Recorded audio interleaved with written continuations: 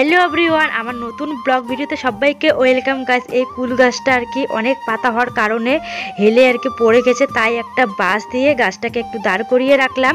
আর এই জমিটা এখন পরিষ্কার করতে হবে, এখানে আমরা অনেক কিছু শাকসবজি লাগাবো, তাই আর কি এখানকার ঘাসগুলো পরিষ্কার করতে হবে। চাষ করার পর ঘাসগুলো এখানে রয়ে গেছে, পরিষ্কার করতে হবে ভালো করে।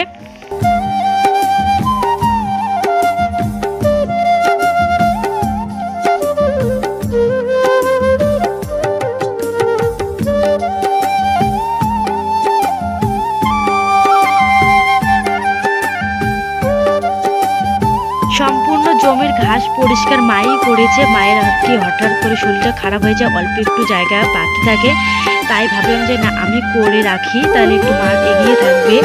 আর আমি তো করতে পারি, করি না এমনিতেই, মাই করে, তাই ভাবলাম যে না আজকে আমি একটু করি।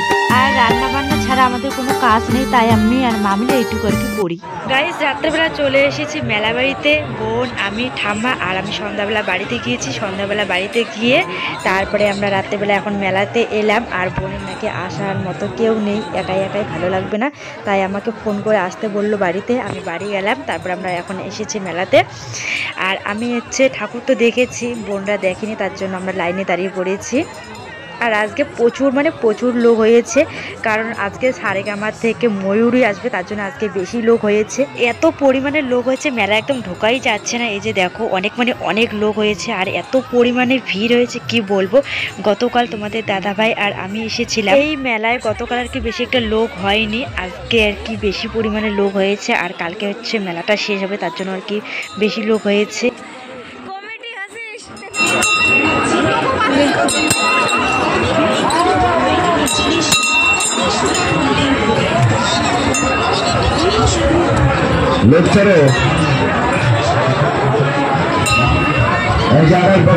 দূর থেকে এসে মাকে একটা সন্দেশ দান করলেন। মা দয়া করে তাকে দয়া করে যারা ভক্ত মাকে একটা সন্দেশ দান করলেন।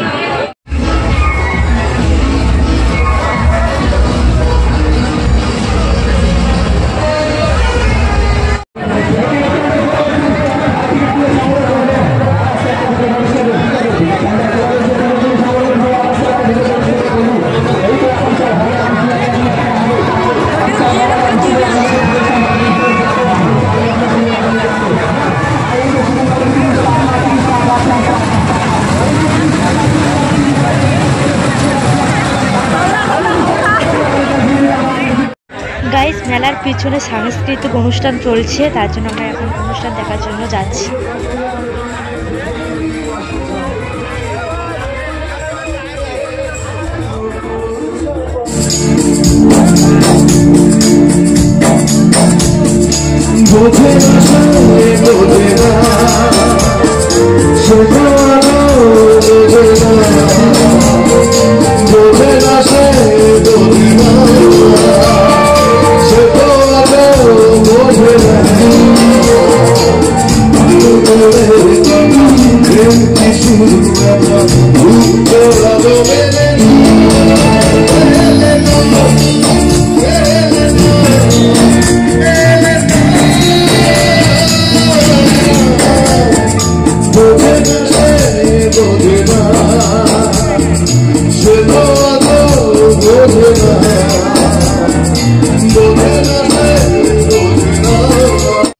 গাইস, গানটা কিন্তু দারুণ হয়েছিল। আমরা এখন বাড়িতে চলে যাব। আর সারেগামার থেকে ময়ূরী এসেছে, কিন্তু এখনও আর কি মঞ্চে আসছে না, তার জন্য আমরা বাড়িতে চলে যাব। অনেক রাত হবে, 2টো বেজে যাবে, তার জন্য আমরা এখন বাড়িতে চলে যাব।